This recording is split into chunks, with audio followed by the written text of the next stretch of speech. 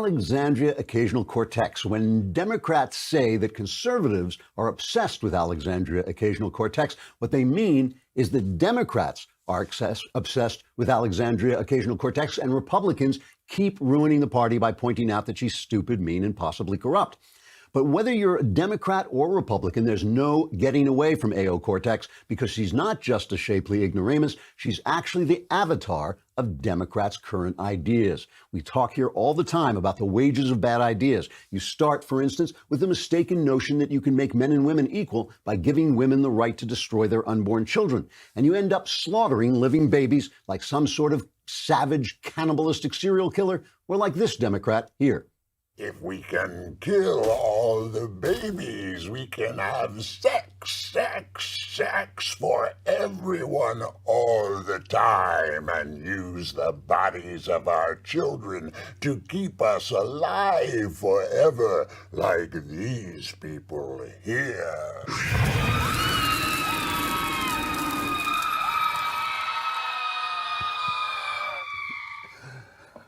All right, I'll get back to him in a minute. But the point is, the left has been pushing toward the bad idea of socialism bit by bit since the turn of the last century. And A, occasional C, is simply what socialism looks like when it comes to life. A self-confident fool, a self-righteous bully, and a self-serving destroyer of the great goods of freedom. The Democrats should take a good, long look at AOC, because AOC is THEM. And the reason we put in the devil in the opening there, in my little commentary there, is because this is my 666th show, and it's the mark of the beast. And so I just thought I would remind the good folks who run this place how they took their name off that video. The video is called "The Devil in Planned Parenthood." You can still find it on YouTube. They haven't censored it yet.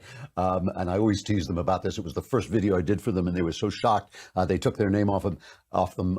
Humor gets you in trouble more than anything else. So Patrick Moore, who left, he's an environmentalist, but he left Greenpeace 33 years ago because he said the movement was hijacked by eco-fascists. He tweeted out Saturday, listening to AOC talk about the environment. He said, AOC is a pompous little twit. You don't have a plan to grow food for 8 billion people without fossil fuels, or get food into the cities. Horses, if fossil fuels were banned, every tree in the world would be cut down for fuel, for cooking and heating. You would bring about mass death. You know, Kat Timpf on Greg Gutfeld's show went off about this yesterday. Let's play just that clip, because she actually said this. Remember, AOC said that at least I have an idea. Her Green New Deal is an idea. You don't have an idea, so I'm the boss.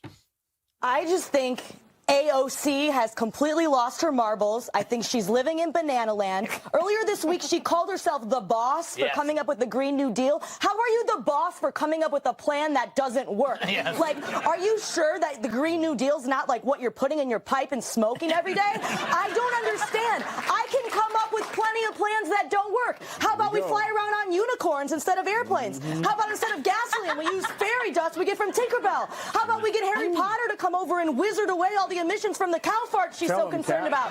See, I just came up with 3 plans that don't work. Does that make me the triple boss? I mean, what is she? Does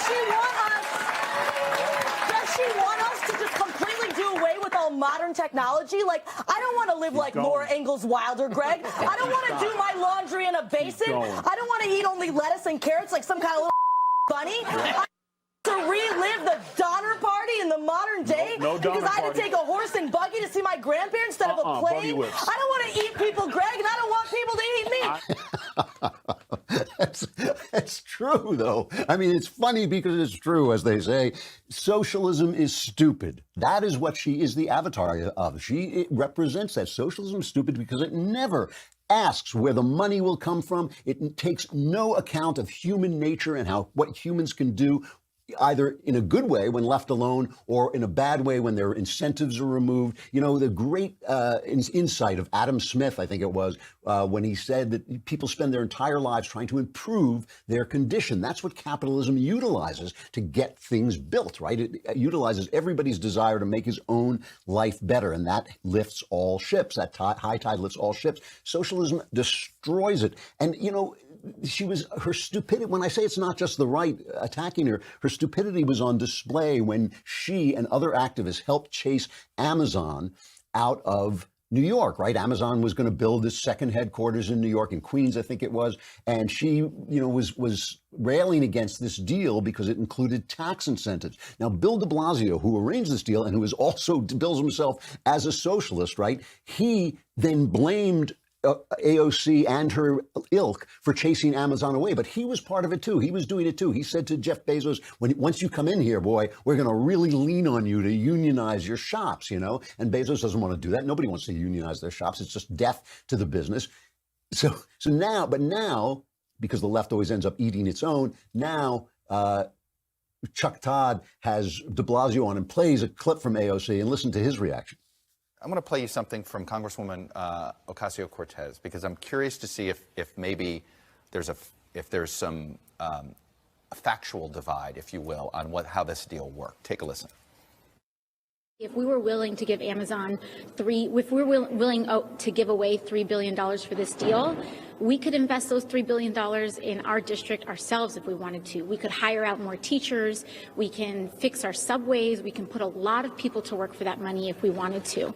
It seems a lot of people think that when you give a tax incentive, that somehow that's money you had over here and it was going over there. This is money that didn't exist, this $3 billion. Correct. Okay. Do you feel as if this is a problem in trying to explain how this deal worked? Yeah, look, this was a deal that was going to bring $27 billion in revenue to the state and city for things like public education, mass transit, affordable housing. And that $3 billion would go back in tax incentives was only after we were getting the jobs and getting the revenue. There's not $3 billion in money that exists anywhere, correct? Exactly. Yeah.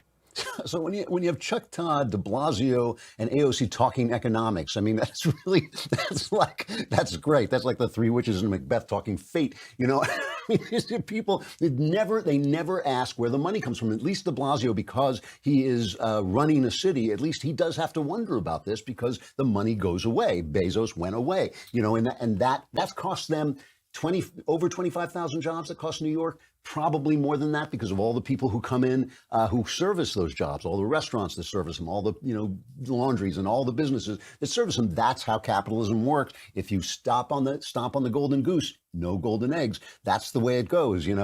The other thing is, of course, once you start looking at people as, they don't look at people as people. They don't say, look, here's a good plan because it utilizes people's tendency to make their lives better or their greed or their, activism, whatever it does. It utilizes human beings as they really are. When you don't do that, you start to look at human beings as chess pieces that you are moving around. And that makes you the only human being in the room. That makes you more important than them. And that's where you get the hypocrisy of socialism, that you're going to ban planes and jets and all that, but you get to fly around on the jet.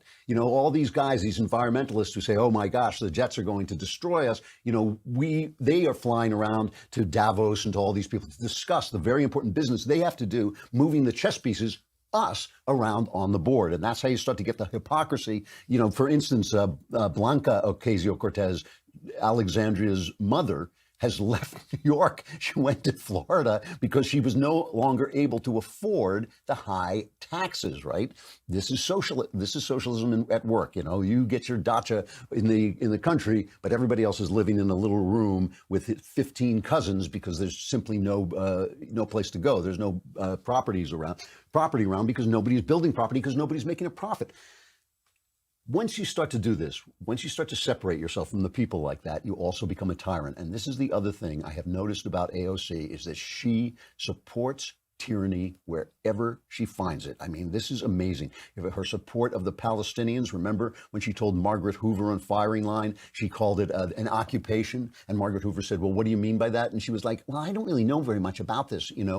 She says that she supports a two-state solution, but then she tells other people, no, maybe not a two-state solution. She's talking to the activists. They always support the tyranny. They support the tyranny, too, because it's always anti-Western tyranny. It's kind of like that tender, loving feeling that the left has toward Islam, but they feel fine about questioning Catholics about whether they're qualified to serve on the courts while being Catholic. They would never do that to a Muslim, but they have because they know that a lot of Islam is anti-Western, and they are anti-Western, and they think they can make common cause. Do we have a clip of her talking about Israel? I mean, I don't think we do have that one, but she. Yeah. So she was defending Ilhan Omar, the other anti-Semitic congresswoman, who's also there because to a large degree because of political correctness and identity politics. And she's made Ilhan Omar has made all these anti-Semitic remarks about how Jews have double loyalty and their money controls politics. And one of the representatives, Juan Vargas, one of the congressmen, says it's disturbing that Representative Omar continues to perpetuate hurtful anti-Semitic stereotypes that misrepresent our Jewish community. Additionally, questioning support for the U.S.-Israel relationship is unacceptable. And by the way, the Nancy Pelosi and the Democrats are putting out statements condemning anti-Semitism while not taking Ilhan Omar off any of her committees, including the Foreign Relations Committee. And so they're not doing anything, basically, because these young people are coming up from the bottom and they're taking control of the party. And Nancy Pelosi only has so much power to stop them. So Ocasio-Cortez reacts to the congressman saying this. She says, it's disturbing that that's what Juan Vargas says. He's disturbed by that. And he says Israel has and remains a stalwart ally of the United States because of our country's shared interests and values.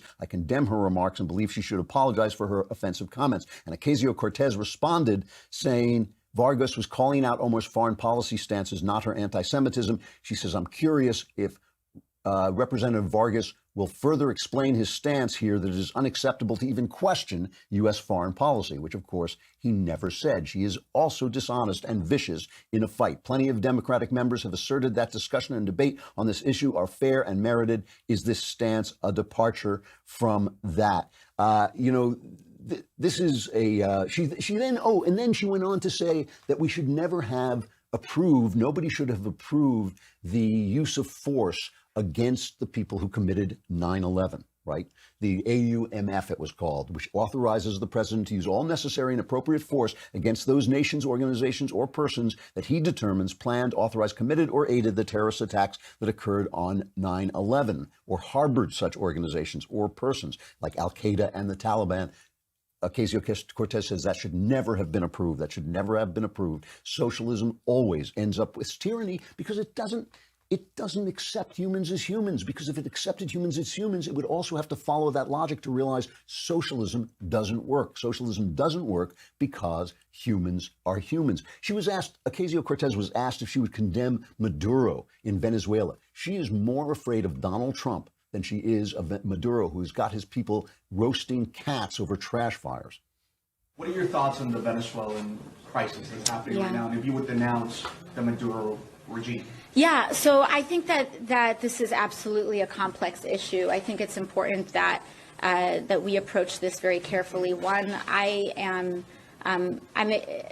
myself, just like anyone else, who is absolutely concerned with the humanitarian crisis that's happening. And I think it's important that any solution that we have centers the Venezuelan people and centers the democracy of Venezuelan people first. I am very concerned about U.S. interventionism in Venezuela, and I oppose it, especially when we talk about a figure like U.S. Special Envoy Elliot Abrams here. I think he's pled guilty to several crimes related to Iran-Contra, and I don't think that we should be, I am generally opposed to U.S. interventionism as a principle, but particularly under this administration and under his leadership, I think it's a profound mistake.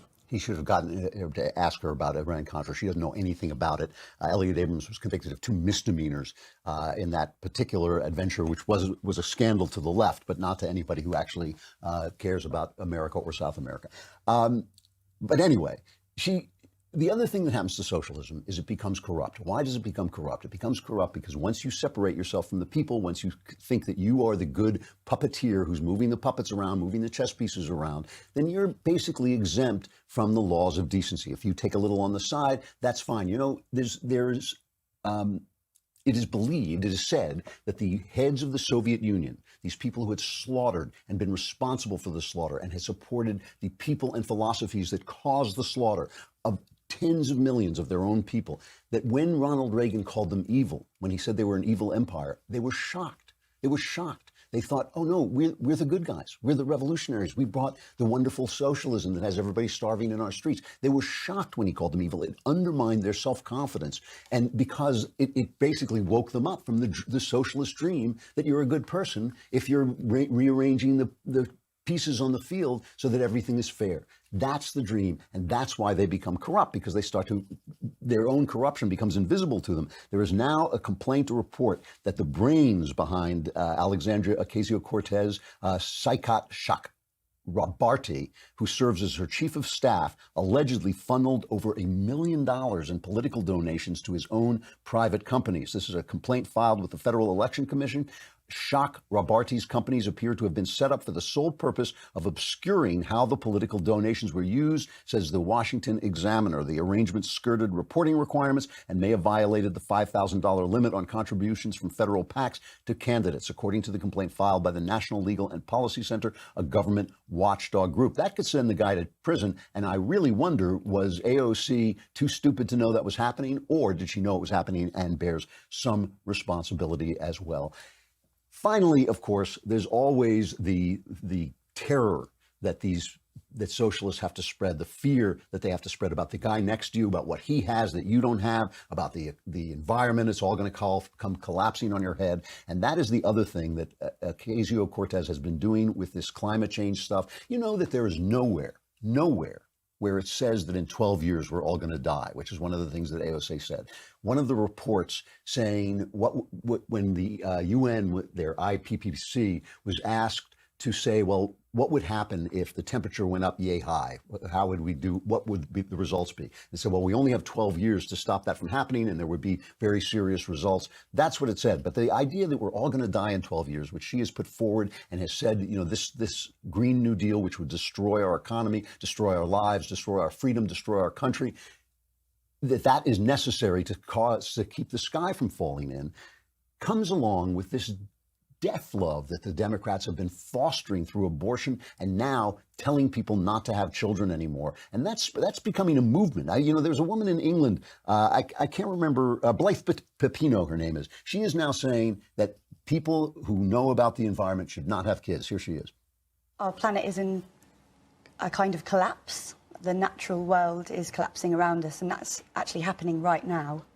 And I'm so disappointed by the response by our authorities to this crisis, and so freaked out by it. Everything that I've read, that I've basically last year I came to the decision that I couldn't bring a child into that, and I was asking around people that I know, put it a little bit out on Facebook, and realised actually quite a lot of other people are making this decision.